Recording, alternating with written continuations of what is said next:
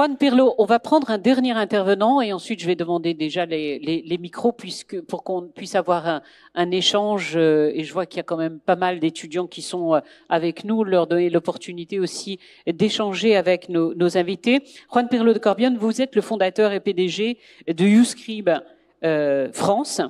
C'est comment la qualifier?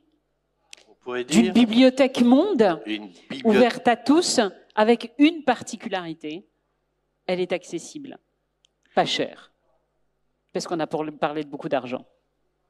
Merci beaucoup pour l'invitation de l'Institut Amadeus et pour cette introduction. Je voudrais juste saluer la mémoire d'un grand éditeur marocain qui nous a quittés il y a quelques jours, qui s'appelle Abdelkader Retnani, et qui nous a fait l'amitié de nous soutenir depuis le début dans le développement de la bibliothèque numérique en streaming YouScribe. Je voudrais juste vous faire le récit d'une expérience entrepreneuriale en reprenant beaucoup de termes qui ont été évoqués par mes prédécesseurs ici, l'accessibilité, ne laisser personne au bord du chemin. Parce que, est-ce que vous serez d'accord avec moi, vous, ici, comme moi d'ailleurs, on a eu de la chance. On a pu avoir accès à la lecture, aux connaissances. On a des parents qui nous ont aidés, on a pu étudier à l'étranger. Bref, cet accès était possible pour la plupart d'entre nous. Mais quand on y pense, dans beaucoup de pays africains, et pour beaucoup de gens, cet accès aux connaissances n'a pas été possible aussi facilement pour des questions de prix. On y revient. Le livre est cher. Pour des questions de localisation géographique, quand on habite à la campagne, et dans des pays notamment très étendus, voilà, l'accès à l'éducation, l'accès à l'école, l'accès à la bibliothèque, souvent n'est pas simple. Et je voudrais donc partager cette expérience d'entreprise, qui sait, pour donner à ceux qui nous écoutent une envie d'entreprendre aussi, en complément de l'action publique, s'agissant d'éducation. Vous apportez le récit d'une expérience de bibliothèque en streaming par laquelle, comment, avec des moyens simples, les nouvelles technologies, on parvient à résoudre, partiellement toujours, des problèmes compliqués d'accès aux connaissances. J'ai eu cette chance-là. Je suis d'autant plus heureux d'être au Maroc pour en parler, puisque le Maroc est notre principal pays. Merci au Maroc. En termes de développement, YouScribe, c'est une bibliothèque qui réunit des millions de références en livres audio, en presse, avec une seule vision, que chaque mobile puisse devenir une bibliothèque de poche à un prix accessible. Il suffit d'essayer, vous verrez.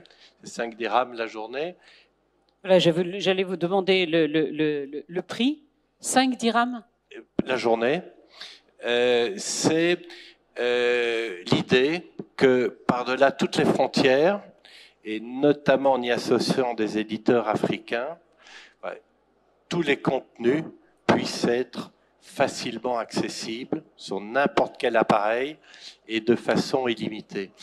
Les nouvelles technologies, donc, et je le vois aussi en Afrique où on se déplace beaucoup, on a atteint le cap de près d'1 500 000 abonnés. Je pense que le cap des 2 millions d'abonnés sera franchi en juin.